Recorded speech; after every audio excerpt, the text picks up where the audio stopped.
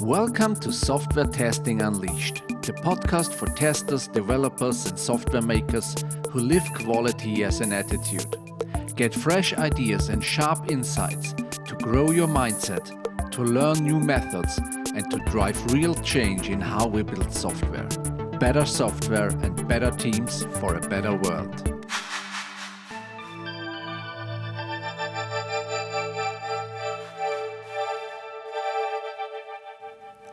Hi, I'm Richie, software quality coach, keynote speaker, and author. My guest today is Gáspár Nagy. Gáspár is the creator of SpecFlow and Reqnroll, and he brings more than 20 years of experience as a coach, trainer, and test automation expert. He's one of the top experts for behavior-driven development and co-authored the BDD books Discovery and Formulation. He's also a key figure in the open source community, driving the Reqnroll project and sharing his experience at conferences worldwide. In this episode, we talked about his passionate topic, the behavior-driven development. Why is it that a simple example often reveals more truth than a carefully written specification? What happens when teams confuse BDD with just another testing technique and miss the real value? And how can executable specifications change the way we collaborative and deliver software? We explored how BDD helps bridge the gap between business and technology, how examples drive better understanding, and how tooling like Reqnroll or SpecFlow supports this process in practice. You will hear how teams can start small, collaborate better, and deliver with more confidence. And now, enjoy the episode. Hi, Gáspár. Nice to have you here on the show. Thanks for inviting me, and I'm really happy that we have this recording today. Yeah, I'm happy too, because when I saw you were in my backlog, and then I got the recommendation from another guest too that I should invite you, and that was my double check that I have to do the episode with you. You are well known for an advocate for BDD, and so it's a good topic to start in there and to talk about this testing method and to give the community some insights there. So I'm really happy that we have the conversation, and I think we will see us at the HUSTEF this year too, so we can chat in person there too. Yes. HUSTEF is my home conference, so I'm trying to be there all the time. Yes. For me, it's the first time and maybe not the last time. I hope so. Maybe I will join every year now. Yeah, let's get into the topic. So. If we say BDD, how would you describe it in one or two sentences for who has no idea what BDD is? So I would say that BDD is a software development methodology or approach, and basically this approach is focusing on having better understandability of the requirements, also having better verification of the requirements, and maybe also a little bit better documentation of what we wanted to do, better documentation of the expectation, the behavior. This is why the behavior word comes to this topic. So that's the three key elements of that. So we would like to have a better understanding of the requirements, better verification of them, and better documentation of them. And I think the thing that is most visible to the people or who have seen BDD already is these BDD scenarios. These are basically textual descriptions of a piece of behavior with these give and then keywords, and they are typically used with tools like Cucumber or SpecFlow, Reqnroll, whatsoever. So I like the idea very much that it's more about understanding what we have to do in coding and testing. Because this often the real gap, this transformation from a thought of a requirement to the technical part, there we will lose a lot of things often on this way. So I think this can help a lot. So and you said the structure, but how can BDD fulfill that we get this better understanding of requirements and of user stories, OG? So So basically, the idea here is that we would like to. So when you need to understand a complex topic, not necessarily software, whatever, then typically humans understand it in a way that you are showing them a couple of examples, and based on the examples, people just learning that, and maybe after that you also read the abstract specification, whatever. But basically, the examples are helping our understandability as humans. The very basic example is if you want to play football or soccer, then nobody is learning that by reading the game book. There is a book and everything is properly described there, but nobody is learning it by that. But everyone just going down to the field, see how others play, and they are just catching up that with the game and understanding the things. And after they have some good understanding, maybe they will have some additional questions, and maybe sometimes they even need to open the book as well. But especially if they are doing it in a professional way. But basically, we are learning through examples, and you can see many other cases of that.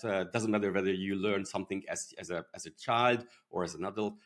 Learning by example is a human thing, and somehow we have forgotten that with software development. Somehow we have this common misbelief or something that if we are able to write down the specification in a proper document with proper sentences, every word is really carefully selected, then suddenly people will understand the problem and will be able to provide a solution for that.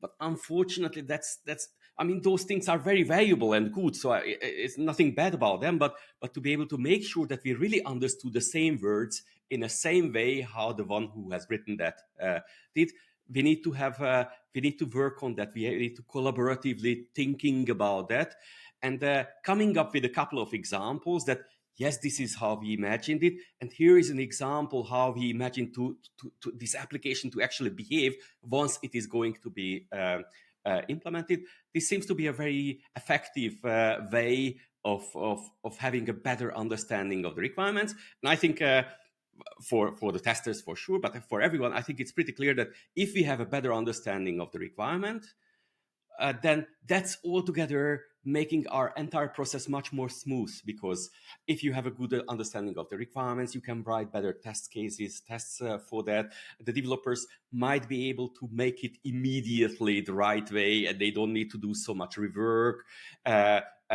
Everything is you will not have the kind of problem that you are working a lot as a team, and at the end result is not exactly what we wanted or not what the customer wanted. So altogether, this could improve the situation. And the key thing is the examples. And that's what BDD is based on. I mean, there are some other technologies or methodologies as well that are using examples. Examples are generally good. And basically, those BDD scenarios that I mentioned, the give and then things, should be seen and can be seen as a properly written down example. Basically, when I say that given I have like $20 in my account, when I try to withdraw $100 at the ATM, then the transaction will be rejected because I don't have enough funds. That's an example which is showing the rule that I can only withdraw as much money as much I have in my account. And basically, everyone think that this example is very basic, right? I think the typical immediate reaction that, oh, this is trivial, this example is trivial, but it looks like that if you just keep doing that and keep coming up with examples, so sometimes the examples triggering very interesting questions that, okay, what did you say? You said that trying to withdraw. And what does that mean? And those discussions are very valuable, but because those discussions are basically will help the team to have the understanding of those small little details that are always causing the trouble throughout the development process. So that's how I feel that better understanding of the requirements is generally good, and of course it's also very important, also or very much related to the testability as well. Mm-hmm. And how do we create these examples? How can we get use of them, that we have them written down in this structure? Who is in charge of this, doing that typically for a good team? Yeah, that's a very good question, because I think there is a typical misunderstanding about that. because when most of the people, when they first see such a BDD scenario with a tool like Cucumber or whatever, then their immediate reaction that, oh, this is just another form of a test, okay, which is not bad, but if you have seen my description, that basically that's just the end result. This is not the starting point, and of course there are some similarities between a test and a BDD scenarios, but the things are not working exactly in the same way. For example, how you come up with those scenarios is different from how you come up with an additional test, because in testing, if you want to make a new test case, then you can use some techniques, you can use some test analysis techniques that was also show. I've seen the episode in the show as well. So for example, boundary analysis and such kind of things. It's more like an engineering work, so that based on the knowledge and based on your heuristics and whatever your knowledge about testing, you can make test cases. But for BDD scenarios, that's different, because this is even earlier in the process, where we don't really know too much. We don't really know enough about the problem so that we could make a test case.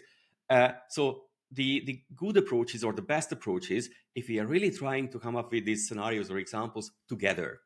So that's the collaborative aspect of that.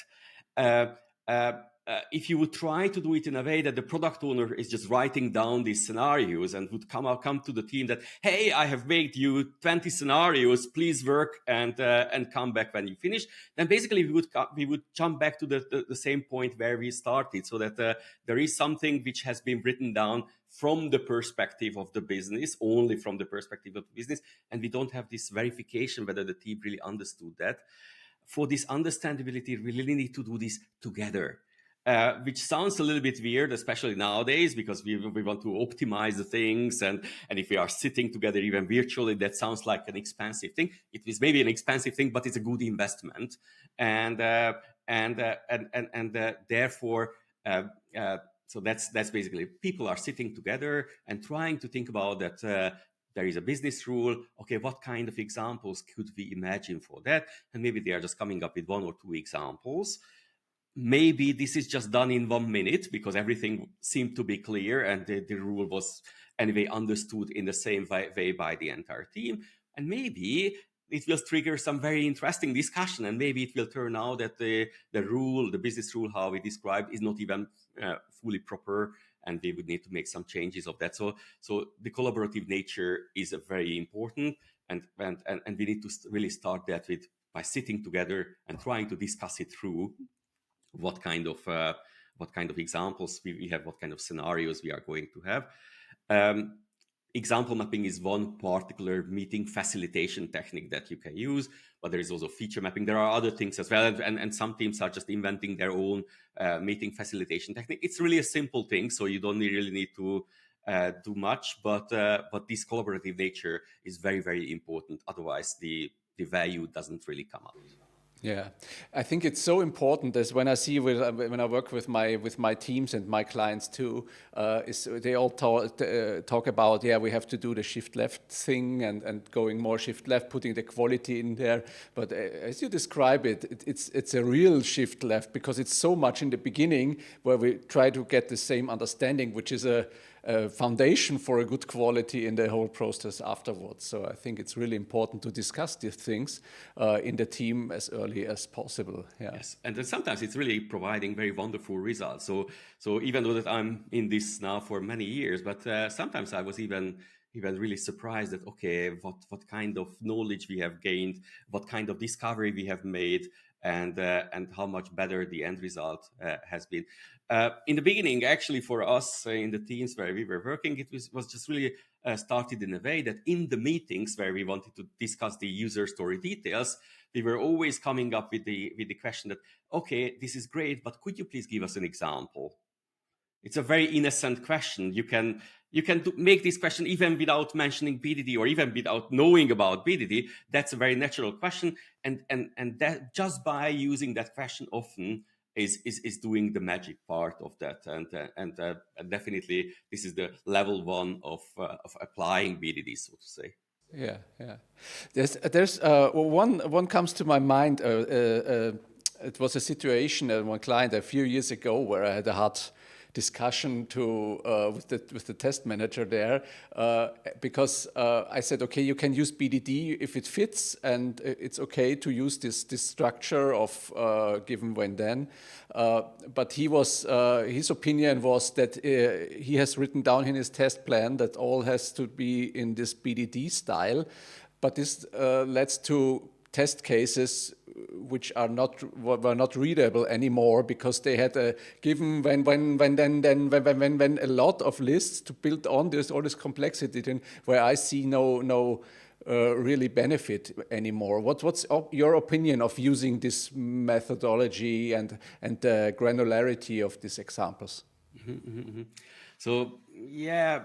So the concept of give and when then is basically nothing new to testing, right? So if any tester is making a test case with different steps, then you have some steps that are some sort of preparation steps. There are some steps where you are actually testing something, and obviously you also have some verifications attached to those things. And this is just another way to express that. So therefore, the structure of give and when then feels natural to everyone who is in the testing field.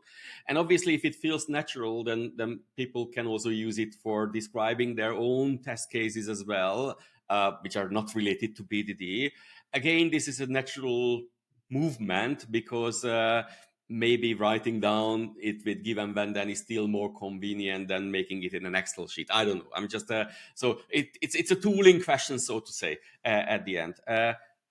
Obviously, for BDD, it's very important that these scenarios are describing examples that are properly describing the behavior of the system, and to be able to make sure that they are really describing what we wanted, they have to be readable. Because if it's very complex and you need to really have 10 people sitting together to try to figure out what this scenario wanted to do, then that kind of validation of the thing wouldn't work. So the business readability is super important, to be able to make sure that those are not just tests, and don't take the just word in a bad way. So these are not tests, but this is the specification. This is the specification, and based on that, we will make a lot of other tests. If we don't understand this, all the other tests that we make out of that will also not necessarily be doing what we wanted. So the readability of them is very, very important. Some teams are also using the same tooling, the same phrases with normal test cases as well. This is not necessarily bad, but could be a problem with the confusion, so that somebody is just looking at that and they are confused that why do you say that this is a BDD scenario if it looks much more different than this one, which is really so my recommendation is that if you really want to do that, then make a very clear separation, put it into a different folder, whatever, mark it with some special tag that, okay, this is not specification, this is just some additional test cases that we did to be able to with the same tooling, but somehow make the distinction clear to the entire team to avoid confusion, basically. Yeah. And you mentioned it now, because there's not only the magic in creating these examples, but also in using that for testing then. So if I have my example, it's possible to create test cases out of that and connect it to the code in a way. Can you tell us about this procedure a little bit more? So once we have these scenarios, and just to give some impression for the listeners, so obviously there is no average size of user story, but if we can imagine an average size of user story, then we could say that an average size of user story can be broken down to 3 or 4 acceptance criteria, some sort of rules, and for each rule we would have 1, 2, or 3 examples. So altogether, for one user story, you should think about like these 10 to 15 examples. So that's the magnitude.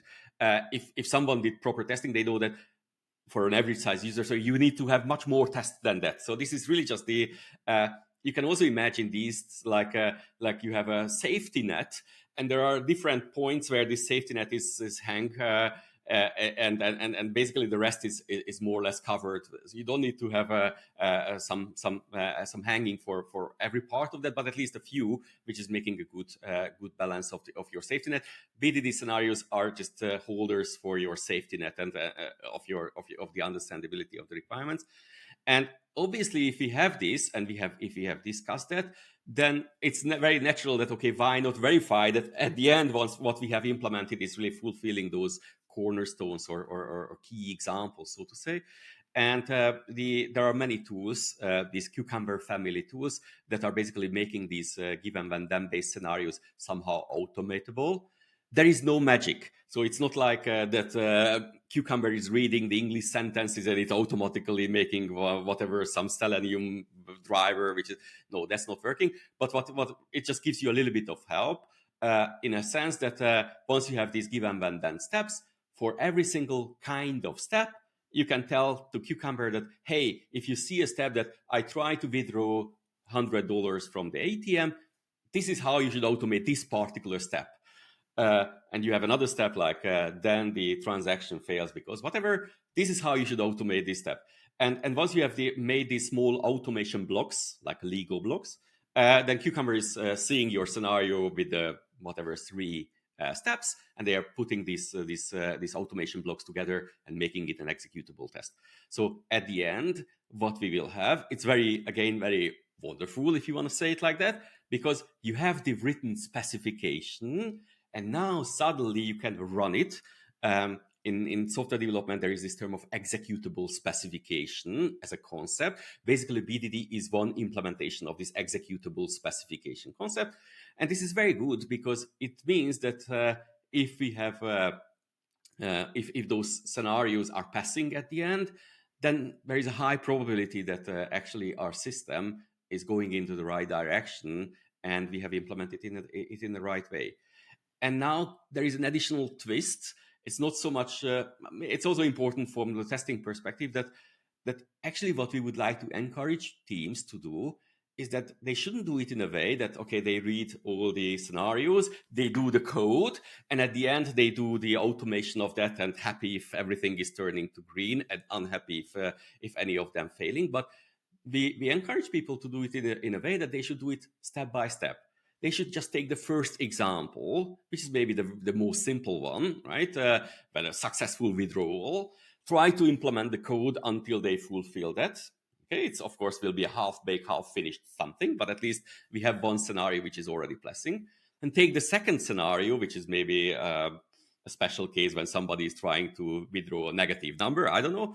Try to implement the code that it provides the right solution for that, the right error message. Move on to the next scenario, next scenario, next scenario. And basically, once all the scenarios of the user stories are turning to green, that means that your solution is for that user story is complete. And this is very important because when to stop, when we can say that something is complete, and how to track the progress of the implementation is a very hard thing. It's I have worked a lot with projects before, and probably anyone who is listening to that is all remembering those discussions that are we now at the 70% or the 80% of and at the end it turned out that we were only at the 20.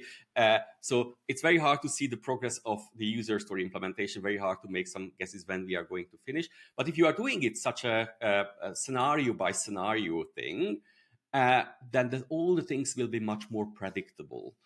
Sometimes this is very hard to achieve because people think that, okay, why should I do a half-baked implementation if I anyway know that there will be a negative number check? So you have to overcome this kind of mental thing. But if you do, then you will see that there will be a twist because once your implementation is going to be much more driven by the requirements, and it will find its own shape by doing that. And altogether, that final design, the final solution, is going to be better than what would you flesh out immediately. This is in software development called a vertical slicing. That means that you really try to complete your solution in a kind of end-to-end way for one particular aspect of the functionality, and then you move to the next aspect. So basically, if you do BDD in a way that you are really doing this is where the driven word comes to BDD. So these scenarios are driving your implementation. You are just moving them one after the other, and then altogether the end result is going to have a pretty good design and pretty good shape. Basically, this is the same technique as being used in test-driven development, but just test-driven development is more about the technical aspect, and this is about the requirement aspect of that.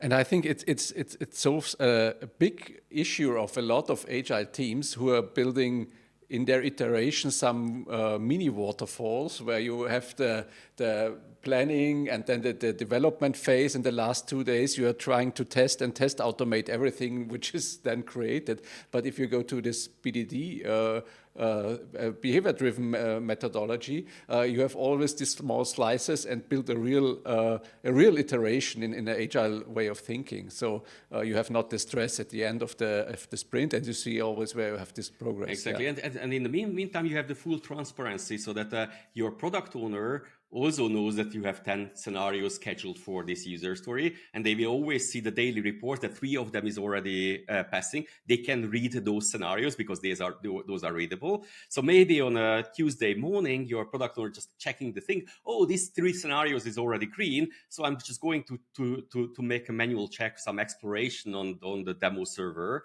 and they can already provide feedback. They don't even have to wait until the full user story is going to be finished. So there are a lot of extra benefits that you can get from these things. Yeah, absolutely. Yeah, and it's really a nice connection between the business view and the technical view. So we have always this situation where the product owner wants to know what is going on with you developers, what are you doing here, and they're telling everything in their code view, but there is no really match between of them. And with BDD, you can create this connection between the business and the technical view and get more transparency, as you said, and information out of it. Yeah. Mm-hmm. One of the earlier books about behavior-driven development, and there are some other names that are basically meaning the same thing. Acceptance test-driven development is about the same concept, or specification by example is also essentially the same concept. So Gojko Edžić had his first book on specification by example, and with the title that bridging the communication gap. So basically that making a bridge between the requirements and the actual technical assets, the code that you are actually building. I think this metaphor works pretty well. So it really makes a strong connection between those two sides. Yeah. And when we talk upfront, you also mentioned that you are also investing a lot of time in your history with BDD in tooling and in the tool part of BDD. So maybe you can give us there some insights. What is usable and what are you doing there? Mm-hmm, mm-hmm. So I think the history of BDD is very interesting. I don't want to go into too much of the details, but I think BDD in this form, that typically how people see it, become successful because there was a good tooling support provided for that. So Aslak Halasoy in 2008 created a tool called Cucumber. There have been some tools before, and there have been some alternative tools after, but still, really, this tool was the one that helped to open the doors for this methodology to many of the teams. So even though that the concept is about requirements and understandability, the tooling, the tooling that supports the automation aspect is also very important. So for that, so Cucumber has been created in 2008, and I was first encountered BDD in a project in 2009, so 1 year after. And when we started to do that, we were trying to use Cucumber as a tool, but there was just some platform problems because it was for Ruby and we were working on Microsoft.NET. So we basically made a port of Cucumber to .NET. It's basically trying to match it a little bit to the .NET ecosystem, and we made it also open source. Cucumber was also an open source project, called it SpecFlow, and basically I became the owner or whatever, the core maintainer of SpecFlow within the company I worked for. and I kept working for that, making conference talks and many other things, trainings for SpecFlow. And then because of some other reasons, I moved a little bit away from SpecFlow as a tool. I was not really part of the maintenance teams anymore. And because of some company political things, I don't want to go into that. Basically, the SpecFlow name and the code base was abandoned by its owner, and but we needed to have some tool which is up to date with the latest .NET framework. So basically 1.5 years ago, I thought that okay, let's do a fork. This is how in open source call the action, where you just basically copy the code base and start it from scratch. Copying is allowed. That's the beauty of open source, that you have all the licenses to modify, to work on the code base. That's very valuable in this case. And we had to rename it because of again some legal and trademark issues. So now the new name is called Reqnroll, and we have a nice team of voluntary contributors who are helping to move on with this. And it's a lot of work, but it's really very enjoyable, because it's very good to see that people are also putting their free time, their enthusiasm, their ideas into that. We have some interesting discussions, because of course it's in many cases it's not so easy to decide whether A or B is the right way to do, and many other things. And so that's what I'm doing. So, but it's still for .NET. It's the .NET framework for BDD. So. Exactly. Still the kind of the .NET version of Cucumber. I think the obvious question would be that why didn't we call it Cucumber then? Just trademarks and wrong timing. That's the answer. So we had to find another name. And once you have a name, it's very costly to change the name. And so whatever, it's called Reqnroll, but it's kind of the official .NET implementation of Cucumber, and there is a very strong collaboration between the Reqnroll team and the Cucumber team. So we are talking with each other on Discord, and we are contributing to the Cucumber source code as well, and they are also giving some suggestions for the Reqnroll code base. So it's a interesting inter open source project collaboration as well. Yeah. I think it's in a very nice environment to work in this international, with the international people who are working together on an open source project like this. Sometimes they don't even know where they are from and what's their real name. You just need to see their handle, and they see that they are making some good progress. Yeah. And so we will put the link to the project also in the show notes. So if someone wants to join or wants to use it, so there is the link, so you can follow that. Yes, Gáspár, thank you very much for all these insights into the BDD methodology and also the tooling stuff. I think it's a very, very good view to BDD, to not see it just for testing or for implementing something, but for understanding requirements. And this is a huge benefit for teams, I think. So thank you very much for this perspective and for your time here. And we see us in Budapest in a few weeks. And yeah, hopefully then we have chat 2 there. Exactly. Thank you very much. And I'm looking forward to also personally meet you, and maybe we'll make another episode then. Yeah, we will see. Yeah. Thank you very much. Bye-bye. Okay, bye-bye.